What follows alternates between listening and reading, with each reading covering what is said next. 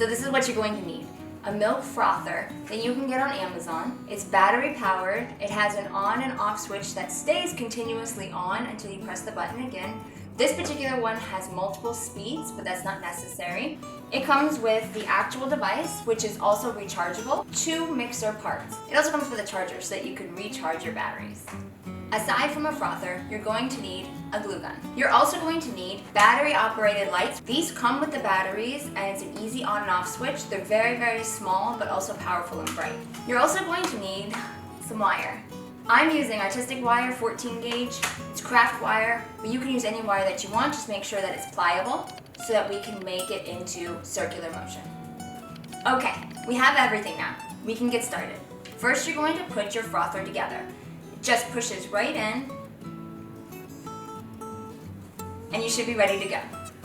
The first thing we're going to do is we're going to take the wire and we're going to spin it around the top part of this frother.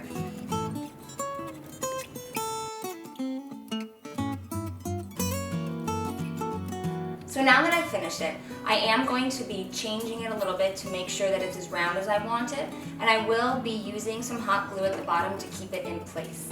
You can use thinner wire if you want, but for this example I use thicker wire just so that you could see it. So if this is your first time making it, I would use hot glue instead of super glue just because you need to be confident as to where you're putting your wires.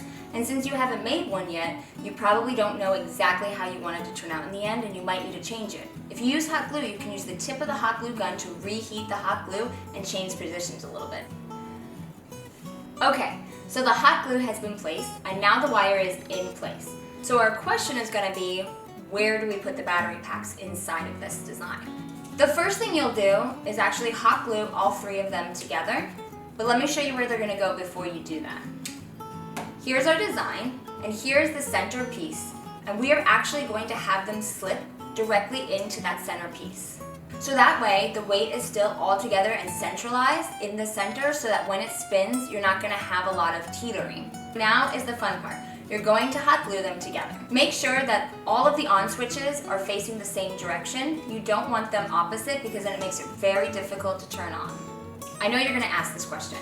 What about changing the batteries? If you're hot glued together, you can't get to the battery compartment on each one. Well, they are LED and they should last a long time. But if you do want to change out the batteries, there's 2 things you can do. You can use the tip of your hot glue gun. You can melt away the hot glue and actually pull it apart, or you could use a different glue. You could use something like E6000, something that you can actually pull apart easier. I like to use hot glue just because it's a little bit more sturdy, and a 7-year-old is going to be using this. Now that it's in place, I'm going to go ahead and just hot glue a little bit of it. Not the entire thing, just enough to get it to stick.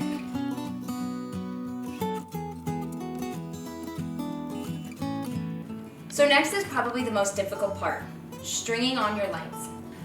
I would suggest starting at the very base and working your way up.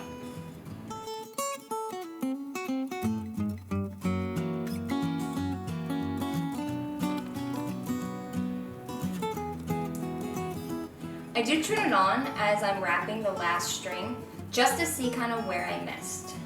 One of them is dead! Oh no! That's the worst. So one of my strands has a little bit of a short, so when I turned it on, it wasn't actually turning on. In order to fix that, just kind of like push around the battery pack, maybe pull it apart a little bit, maybe wiggle these wires.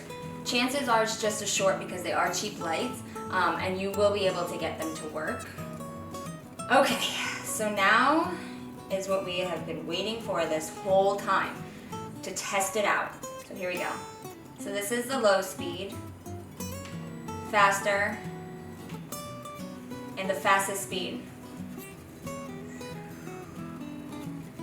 So now that I've tested it, I've seen kind of where I want to change things. I do like the ring that's going around the outside, but I do want more on the top. So I'm going to bend the wires a little bit. I know you gotta be asking this. How do you keep it from hitting your hand once it's under your sleeve? You can see that you can put your hand back for it not to hit it. However, if you want a little bit more lift, you can use a door stopper and have it slanted a little bit underneath your sleeve. It depends on what cosplay you're using, because the sleeve, if it's not pliable at all, if it's not elastic at the end and it's just hard cloth, then it's not going to be able to handle much of a lift. So you can do it flat down and just have your hand tilted back a little bit.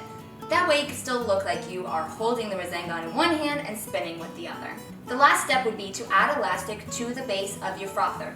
Just make sure that it's not covering the actual button. I would put it kind of in the middle. You can buy elastic, hot glue it on here, and have it slip onto your wrist. Just like that, you've made yourself a Rasengan. It was super cheap, super easy, and now you can make as many as you want.